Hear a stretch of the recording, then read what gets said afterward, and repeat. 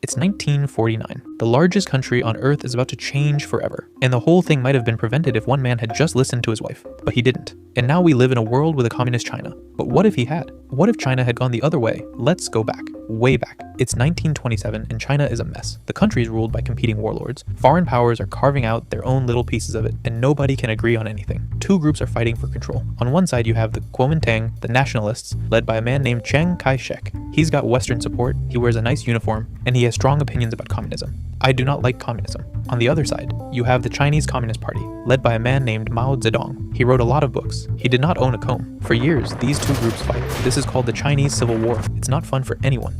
Here's the thing most people don't know. By 1948, Chiang Kai-shek is actually winning. The nationalists control the major cities. They have more men. They have more weapons. The Americans are sending them money. And then Chiang makes a decision that changes everything. It's late 1948. The nationalists and communists are fighting a massive battle near Suzhou. It's called the Huaihai campaign. It involves over 1 million soldiers. It is, by any measure, a very large fight. Chiang's generals on the ground want to do a tactical withdrawal. Pull back. Regroup. Fight from a stronger position. Sir, we should pull back. The lines are overextended. We can regroup it.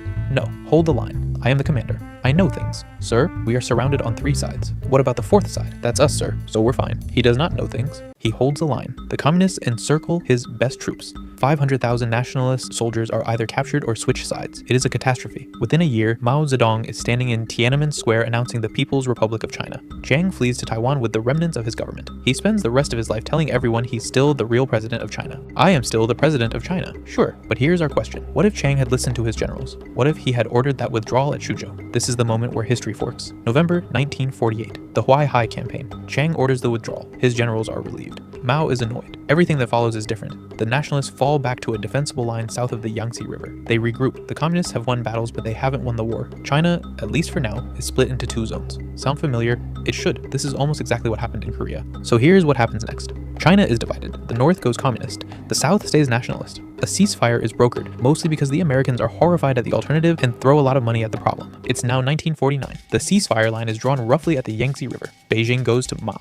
Shanghai, Guangzhou, and the wealthy coastal south stay with Chiang. Everyone is unhappy with this arrangement. In 1950, the Korean War still happens. But here's the twist. Communist China is now stuck defending its own southern border from a hostile nationalist state. Mao cannot send 300,000 troops to Korea. The UN forces push to the Yalu River. North Korea ceases to exist. By 1953, a unified democratic South Korea now borders communist North China. This is somehow everyone's problem simultaneously. This is not how I drew it on the map. Meanwhile, down in the south, Chiang Kai-shek's nationalist government is doing something unexpected. It's actually governing. Here's a real fact. Taiwan, where Chiang actually did end up ruling, became one of Asia's great economic success stories. In the 1960s and 70s, it industrialized rapidly, built a strong manufacturing sector, and joined what economists called the Asian Tigers. GDP went up, life expectancy went up, literacy went up. Now imagine that happening not on a small island. Imagine it happening in southern China, with Shanghai. Shanghai in 1949 is already the most cosmopolitan city in Asia. It has banks, factories, foreign investment, universities. Under the nationalists, it doesn't get nationalized and shut down.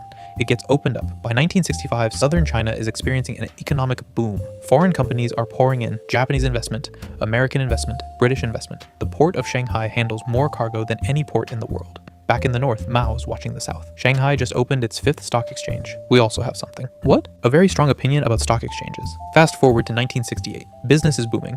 Foreign investors are flocking in. Have you heard about Shanghai? I'm putting my factory there. What about Taiwan? That's the backup Shanghai. Up in the north, Mao is doing what Mao does in our actual history. The Great Leap Forward happens. Tens of millions of people die. The Cultural Revolution happens. It is also bad, but here's the difference. Without all of China, Mao's catastrophic policies only affect half the country. And the Southern nationalist government is very loudly telling everyone about it. 40 million people have died of famine in the north. Please note that nobody is starving in Shanghai. Turn that off. The Cold War looks very different now. The big question in Washington is no longer, how do we contain China? It's, which China do we back? And the answer is obvious. The Southern government is rich, stable, and willing to buy American products. So which China do we recognize? The one with the money. They both technically have money. Then we recognize both and pretend that's normal. Is that legal? Probably not. The Vietnam War still happens because the Americans are still paranoid about dominoes. But this time, the calculation is different. Communist China is preoccupied with its own internal disasters and its hostile southern border. It gives far less support to North Vietnam. The war ends earlier, probably badly for everyone, but earlier. I'd like to go to China and shake hands with their leader. Which one? The one who doesn't want to kill me. That's also complicated.